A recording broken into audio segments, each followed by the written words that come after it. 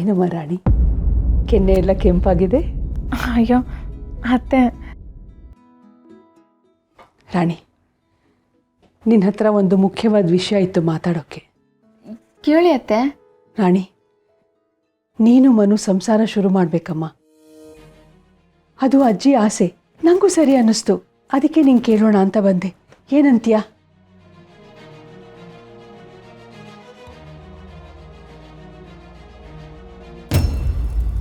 ಮಾವ ರೆಡಿನಾ?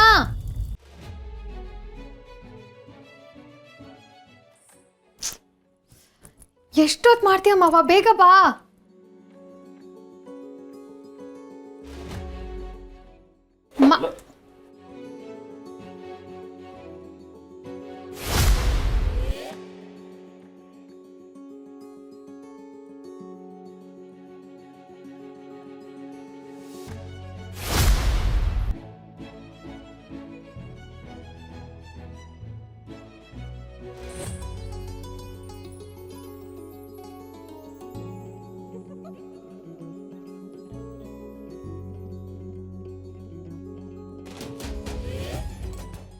ಅಯ್ಯೋ, ರಾಜ್ಕುಮಾರ್ ಅಂತರ ಕಾಣಿಸ್ತಿದ್ಯಾ.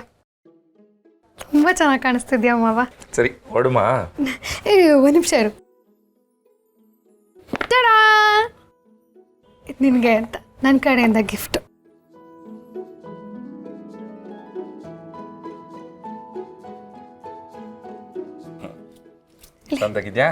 ಪರ್ಫೆಕ್ಟ್.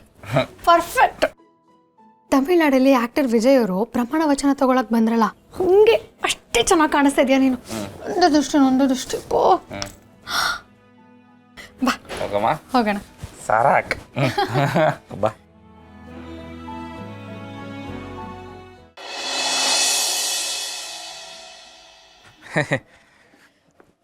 ಪಾರೋ, ಹೊರಗೆ ಬಂದೇಟಿಗೆ ನನಗೆ ಒಂಥರ ಮೈ ಜುಮ್ ಅಂತೈತೆ.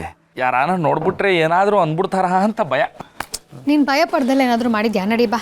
ತಾಳಿ ಕಟ್ಟು ಅಂದ್ರು ಭಯ, ಪ್ರೀತಿ ಮಾಡು ಅಂದ್ರು ಭಯ, ಮುತ್ಕೊಡು ಅಂದ್ರು ಅಂತೂ ಭಯನೋ ಭಯ.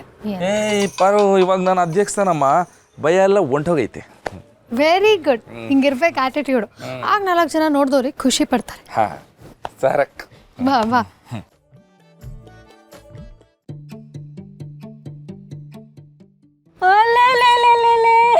ನೀ ನಮ್ಮ ಪಾರ್ವತಿ ಇಲ್ವೇನೆ? ಡಾಕ್ಟರ್ ಪಾರ್ವತಿ ಶಿವು. ಗೊತ್ತಿತ್ತು ಬಿಡು, ಬೆಳಗ್ಗೆಯಿಂದ ಬಿಸಿಲಿತ್ತು ನೋಡು, ಕಣ್ಣೇನೋ ಹೊಸಿ ಮಂಪ್ರಾದಂಗಾಯ್ತು. ನಮ್ಮ ಶಿವ ಇಲ್ಲಿ ಇಲ್ಲೇ ಇದ್ದಾನಲ್ಲ ಅಜ್ಜಿ, ಗಟ್ಟ ಇದ್ದಂಗೆ.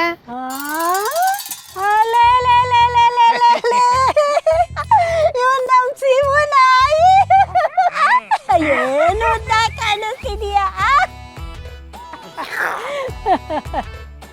ನಿನ್ನ ಆ ಪಂಚೆ ಶಾರ್ಟ್ ನಂಗೆ ನೋಡಿ ನಂಗೆ ಸಾನೆ ಬೇಜಾರಾಗೋಗಿತ್ತು. ಈಗ ನೋಡು, ಈ ಪೈಂಟು ಶರ್ಟ್ನಾಗೆ ಕೆಟ್ಟ ಮುದ್ದ ಕಾಣಿಸ್ತಿದ್ಯಾ, ಒಳ್ಳೆ ರಾಜ್ಕುಮಾರ್ ನಂಗೆ ಕಾಣಿಸ್ತಿದ್ಯಾ. ನಂದೇ ದೃಷ್ಟಿ ಆಗ್ಬಿಡತ್ತೆ. ಏನಜ್ಜಿ ಲೈನ್ ನೋಡಿ ಹೆಂಗ್ ಕಾಣ್ತಿದ್ಯಾ? ಏ ಒಡಿಲಿ ಬಿಡುಪಾರೋ.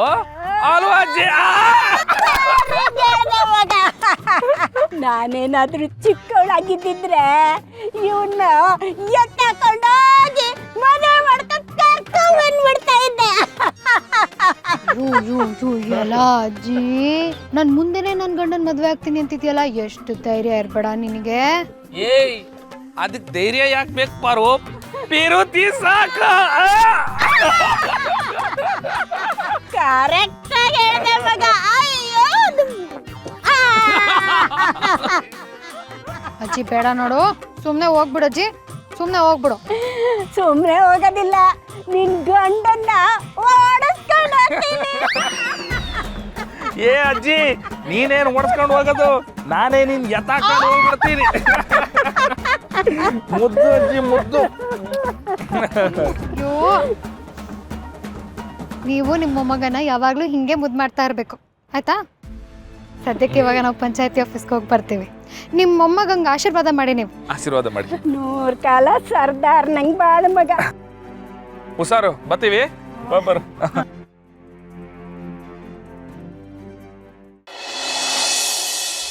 ಸಾವುಕಾರ್ರೆ, ಇವರಿಬ್ಬರು ಗೆದ್ದವ್ರೆ, ಆಫೀಸಿಗೆ ಬರ್ಬೋದು.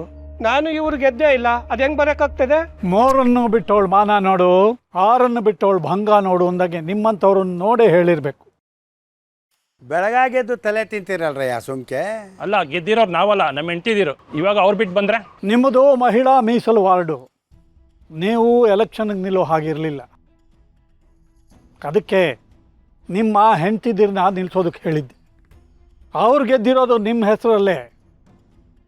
ಹೆಂಗಸರಿಗೆ ಅಧಿಕಾರ ಕೊಟ್ಟರೆ ಮನೆ ಹಾಳು. ಅದಕ್ಕೆ ಅವ್ರನ್ನ ಮನೆಯಲ್ಲೇ ಬಿಟ್ಟು ನಿಮ್ಮನ್ನು ಬರೋದಕ್ಕೆ ಹೇಳಿದ್ದು. ಯೋಗ್ಯತೆ ಅರಿಯದ ದೊರೆ, ರೋಗ ಅರಿಯದ ವೈದ್ಯ ಎಲ್ಲ ಒಂದೇ, ಸುಮ್ಮನೆ ದಂಡ ಅಲ್ವಾ? ದೋಣಿಗಳು ಹೇಳ್ದಂಗೆ ಸುಮ್ಮನೆ ಕೇಳಿ, ಕೊಸರಾಡಬೇಡಿ. ಅಧ್ಯಕ್ಷ ಆಗೋ ನಿಮ್ಮ ಅಳಿಯ ಸುಮ್ಮನೆ ಯಾಕೆ ಬೇಕು ಅಂತ. ಸಂತೆ ಕಟ್ಟಕ್ಕೆ ಮುಂಚೆನೇ ಗಂಟು ಕಳ್ಳರು ಸೇರ್ಕೊಂಡ್ರಂತೆ. ಹಂಗಾಯ್ತು ನಿಮ್ಮನ್ನೆಲ್ಲ ಕಟ್ಕೊಂಡು. ಛ, ಶಿವು ಅಧ್ಯಕ್ಷ ಆದರೂ ಆಗಬಹುದು, ಆದರೆ ನಾನು ಹೇಳ್ದಂಗೆ ಬಾಲ ಅಳ್ಳಾಡಿಸ್ಬೋದು. ಹೌದು, ನಾನು ಹಗ್ಗ ಬಿಗಿ ಹಿಡಿದ್ರೆ ಹಿಂದಕ್ಕೆ ಬರ್ತಾನೆ, ಸಡಲ ಬಿಟ್ಟರೆ ಮುಂದಕ್ಕೆ ಹೋಗ್ತಾನೆ. ನಮ್ಮ ದಣಿಗಳು ಸಾಕಿರೋ ನಾಯಿ ಅವನು. ದೋಣಿಗಳು ಕೋಣಲ್ಲೇ ಸನ್ನೆ ಮಾಡಿದ್ನ ಕೆಲಸ ಮಾಡಿ ಮುಗಿಸ್ತಾನೆ. ಬೋಂಡ್ರಲ್ಲ ಏನು ಆಗಕ್ಕಿಲ್ಲ. ದಣಿಗಳೇ ಅಲ್ಲಿ ನೋಡಿ.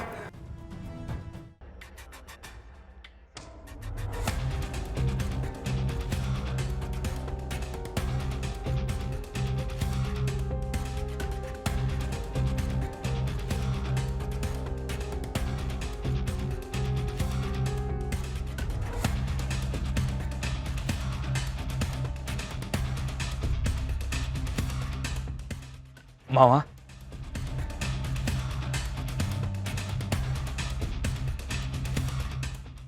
ಬನ್ನಿ ಬನ್ನಿ, ಎಲ್ಲರೂ ಒಟ್ಟಿಗೆ ಬಂದಿದ್ದೀರಾ.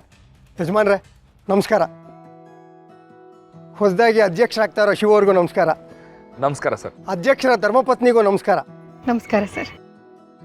ಇದುವರೆಗೂ ಎಲ್ಲರೂ ಡಾಕ್ಟರ್ ಪಾರ್ವತಿ ಗಂಡ ಶಿವು ಅಂತಿದ್ರು, ಈಗ ಅಧ್ಯಕ್ಷರಾಗೋರು ಹೆಂಡತಿ ಪಾರ್ವತಿ ಅಂತಿದ್ದಾರೆ. ತುಂಬ ಖುಷಿ ಆಗತ್ತೆ ಸರ್. ನಿಜ ಹೇಳಬೇಕು ಅಂತಂದರೆ ಇಷ್ಟು ಖುಷಿ ನನಗೆ ಅಧ್ಯಕ್ಷರು ಮಗಳು ಅಂತಂದಾಗಲೂ ಸಿಗ್ತಿರ್ಲಿಲ್ಲ ನನಗೆ, ಅಲ್ವೇನಪ್ಪ?